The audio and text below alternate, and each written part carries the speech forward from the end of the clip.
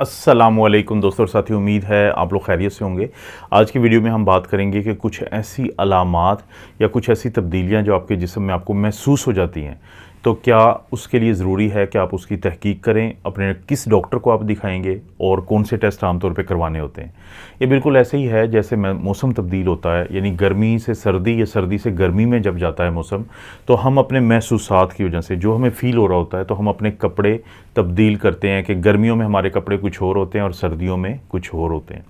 तो इसी तरह से दोस्तों कुछ ऐसी चीज़ें हैं, मिसाल के तौर पे अगर हम पहली एक ऐसी चीज़ की बात करें कि जिसके लिए बहुत ज़रूरी है कि आप कोई ब्लड टेस्ट करवाएं, आप किसी डॉक्टर को दिखाएं, वो ये होता है कि अगर आपके जो सोल्स है, जो पाँव के तलवे होते हैं, अगर उन पे आप नज़र अक्सर डालें, अगर आपको लगता है कि उनका रंग तब्दील हुआ है, यानी उनका कलर पिंक हो गया है और इसी तरह से वो या तो बहुत उनकी जिल्द बारीक हो गई है, पतली हो गई है, नाजुक हो गई है, बड़ी सख्त हो गई है, और इसी तरह से अगर आपको वो बेचैनी हो पाँव में, या आपको दर्द हो, या आपको झुर्रियाँ ज़्यादा बन जाएं, तो ये कुछ ऐसी अलामात हैं आपके पाँव की कि आपके लिए बहुत ज़रूरी है कि आप अपना ब्लड शुगर का लेवल ज़रूर चेक करवाएं। क्योंकि अक्सर ये देखा गया है कि शुगर के मरीज़ों में जब शुगर मुकम्मल सामने खुल के नहीं आती, तो जो कुछ तब्दीलियाँ आ सकती हैं आपके जिस्म के कुछ हिस्सों में, उनमें से ये चीज़ भी शामिल है। और वो कौन सा डॉक्टर है कि जिसको दिखाना ज़रूरी है अगर आपको ये प्रॉब्लम है, या फिर अब आपने शुगर चेक करवाई और वो बढ़ी हुई आती है, तो फिर एक स्पेशलिस्ट होता है जिसको हम एंडोक्राइनोलॉजिस्ट कहते हैं, तो उसको फिर आपने दिखाना होता है ताकि मज़ीद तहकीक हो इसकी और फिर इसका इलाज किया जाता है। वैसे तो अक्सर लोग जो हैं वो जादू की जफ्फी डालते हैं, एक दूसरे को हक करते हैं मुख्तलिफ़ मौक़े पे और ईद पे या मुख्तलिफ़ किस्म की तकरीबात पे, और लोगों को ये इसमें कोई फ़र्क महसूस नहीं होता। लेकिन अगर किसी को किसी दूसरे से जफ्फी डालते हुए, हक करते हुए, इस तरीके से मिलते हुए महसूस होता है कि जैसे कोई उनको जकड़ रहा है, उनको उनके जिल्द के ऊपर इस तरह का एहसास होता है कि या उनको दर्द हो, या उसमें ऐसे लगता हो कि जैसे इस अमल से उनके जिस्म में सख्ती आती है, तो फिर उनके लिए बहुत ज़रूरी है कि वो डॉक्टर को ज़रूर दिखाएं। क्योंकि एक बीमारी होती है शुरू में जिसको हम कहते हैं मल्टीपल स्क्लेरोसिस। तो शुरू में क्या होता है कि इस बीमारी के अंदर हमारे जो आसाब हैं, जो हमारे नर्व्स हैं, ये उनका मसला बन रहा होता है। तो जब कोई हमें जफ्फी डालता है तो हमें ये लगता है कि जैसे कोई हमें बहुत सख्ती से पकड़ रहा है, और उसके बाद हमें बेचैनी ऐसी होती है कि हमारी कोशिश होती है कि हम किसी दूसरे को ज़्यादा हग ना करें। तो ऐसी सूरत में किस डॉक्टर के पास आपने जाना चाहिए? जो न्यूरोलॉजिस्ट या जिसको हम न्यूरोफिजिशियन कहते हैं, आप उसके साथ एक मीटिंग ज़रूर करें और उनको ये अपनी जो आपके जिस्म में आपको ये अलामत आ रही है, इसका ज़रूर डिस्कस करें, ताकि वो आपको सर से लेकर पाँव तक एक दफ़ा चेक कर लेंगे, और अगर ये बीमारी शुरू हो रही है तो इसका आपको इलाज किया जाएगा। इसके अलावा एक और बड़ी अहम अलामत है जो जिस पे आपकी नज़र होनी चाहिए। अगर आपकी जो आईब्रोज़ हैं, जिसको हम अब्रो कहते हैं, अगर ये आपको लगता है कि बहुत ज़्यादा बारीक हैं, बहुत पतली हैं, बहुत इनकी थिनिंग हुई हुई है, तो उस सूरत में आपके लिए ज़रूरी है कि जो थायराइड की एक बीमारी होती है, यानी थायराइड कम काम कर रहा होता है, जिसको हम हाइपोथायराइडिज़म कहते हैं।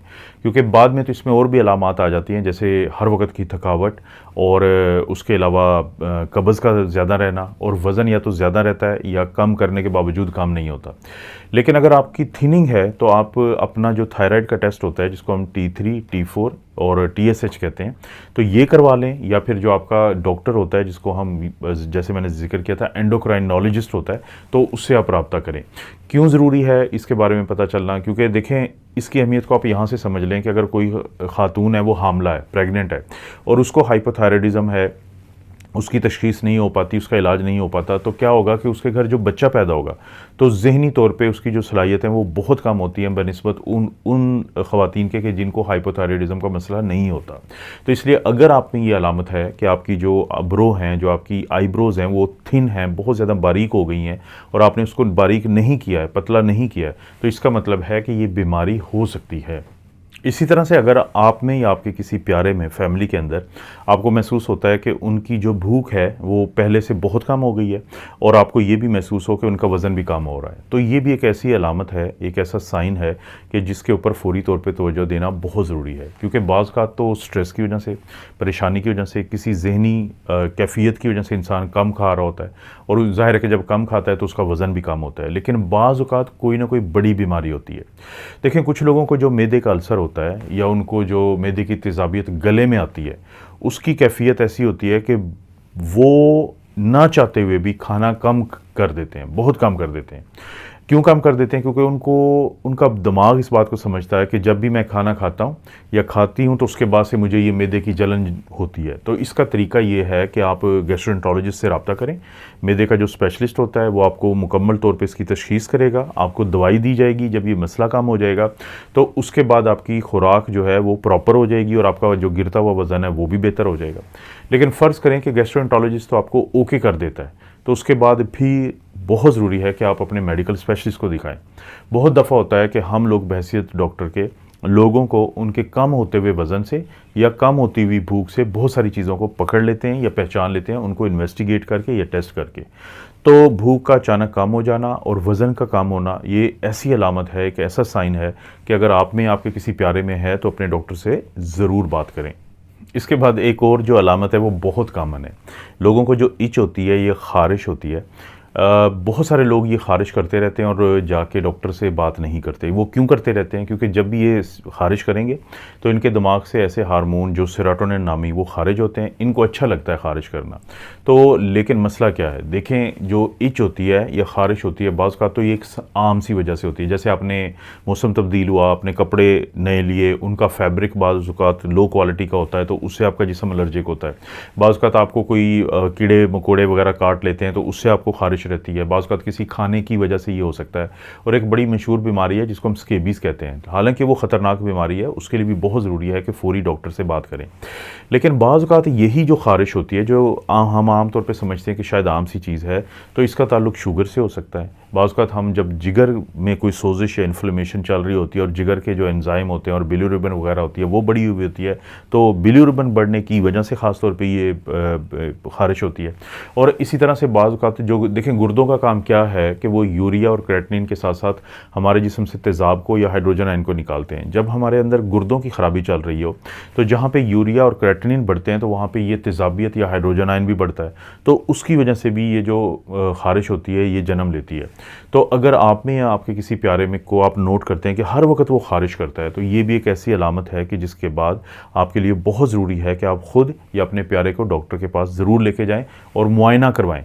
हो सकता है कि डर्मेटोलॉजिस्ट यानी स्किन स्पेशलिस्ट का ये काम हो, और हो सकता है कि गैस्ट्रोएंटरोलॉजिस्ट का अगर जिगर का मसला है, और अगर ये गुर्दों का मसला है तो उस सूरत में फिर जो नेफ्रोलॉजिस्ट होता है तो ये वो चेक करेंगे। देखिए, अगर आपको घर के अंदर बहुत ज़्यादा गर्मी लगती हो, सर्दी लगती हो, और बाज़ औक़ात आप लोगों को हर वक्त ये कहते हो कि दरवाज़ा खोल दें, या आप किसी बस में सफ़र करते हैं, अपनी गाड़ी में सफ़र करते हैं तो आपकी कोशिश होती है कि शीशा खोल दिया जाए क्योंकि आपको लग रहा होता है कि जैसे आपका दम घुट रहा है। ये तमाम वो अलामात हैं कि इसका मतलब है कोई ना कोई मसला है। मिसाल के तौर पे वो लोग जिनको सर्दियों में भी जो है वो गर्मी की कैफियत का एहसास होता है, तो यानी उनको हर वक्त गर्मी लगती है। अगर वो बहुत ज़्यादा गर्मी महसूस करते हैं तो इसका मतलब है कि उनका जो थायराइड है, ये जो गिलड़ होता है, ये ज़्यादा काम कर रहा है। जब थायराइड ज़्यादा काम कर रहा होता है तो आपको जो एंडोक्राइनोलॉजिस्ट है उनसे रब्ता करना पड़ता है, या अपना T3, T4 और TSH का टेस्ट करवाना पड़ता है। इसी तरह से वो लोग जिनको बहुत ज़्यादा सर्दी लगती है, यानी गर्मियों का अब सीज़न शुरू हो रहा है लेकिन फिर भी उनको सर्दी लगेगी, और वो हर वक्त लोगों को कहते रहते हैं कि दरवाज़ा बंद कर दें क्योंकि उनको सर्दी लग रही है, तो इसका मतलब है कि उनका थायराइड कम काम कर रहा है। तो ऐसे लोगों को भी ज़रूरी है कि वो अपना टेस्ट भी करवाएं और एंडोक्राइनोलॉजिस्ट को चेक करवाएं।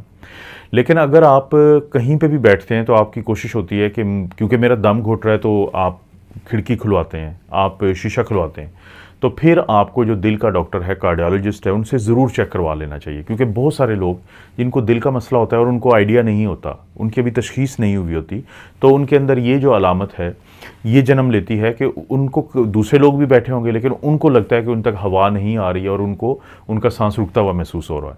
तो ये भी कुछ ऐसी अलामात हैं जिसके बाद टेस्ट करवाना और अपने डॉक्टर को दिखाना बहुत ज़रूरी है। और सातवीं या सबसे आखिर में जो अलामत है जो आपके जिस्म में आ सकती है, जिसके ऊपर आपने नज़र रखनी है, बहुत अहम है, वो है कि आपके हाथों या जो पाँव के नेल्स हैं या हिस्से हैं उनमें क्या तब्दीली होती है। मिसाल के तौर पे हमारे जो हाथों के ये नाखून होते हैं, नेल होते हैं, ये आमतौर पे सीधे होते हैं, इसमें कोई बहुत ज़्यादा तब्दीली नहीं होती। लेकिन अगर ये बहुत गहरा हो जाए पूरा, यानी कि जो आपकी ये उंगलियां हैं ये सूज जाएं ये मोटी हो जाएं, ये थिक हो जाएं, यानी काफ़ी, और उसके बाद इनके जो नेल होते हैं, जो नाखून होते हैं, वो बाहर की तरफ कर्व कर जाएं, बाहर की तरफ ये मुड़ के आ जाएं।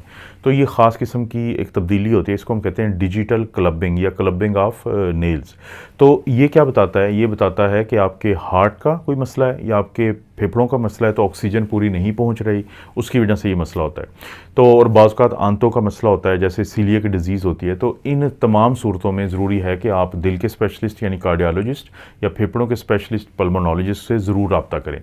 और इसी तरह से जो आपके पाँव का अंगूठा होता है बड़ा, अगर वो भी सूज जाए, वो भी काफ़ी सख्त हो जाए, उसमें दर्द होना शुरू हो जाए और उसकी शक्ल जो है वो तब्दील हो जाए, तो बाज़ औक़ात एक बीमारी होती है जिसे हम ज़ोराइटिक आर्थराइटिस कहते हैं, वो एक जोड़ों की मसला होता है, तो उसकी ये अलामत होती है। तो ऐसी सूरत में आपके लिए बहुत ज़रूरी है कि आप जो जोड़ों का स्पेशलिस्ट होता है, जिसको रूमेटोलॉजिस्ट कहते हैं, तो उससे रब्ता करें। दोस्तों, ये वो 7 अलामात हैं जो हो सकता है कि आपने, अगर आप में मौजूद भी हैं या आपके किसी प्यारे में मौजूद हैं, तो आप इसको इन्वेस्टिगेट करें, इसके टेस्ट करवाएं या इनके जो स्पेशलिस्ट डॉक्टर होते हैं ख़ास तौर पे उनसे रब्ता करें, क्योंकि आम तौर पे वो डॉक्टर्स जिनको हम खांसी बुखार के लिए दिखाते हैं, वो इन अलामात पे ज़्यादा तवज्जो नहीं दे पाते।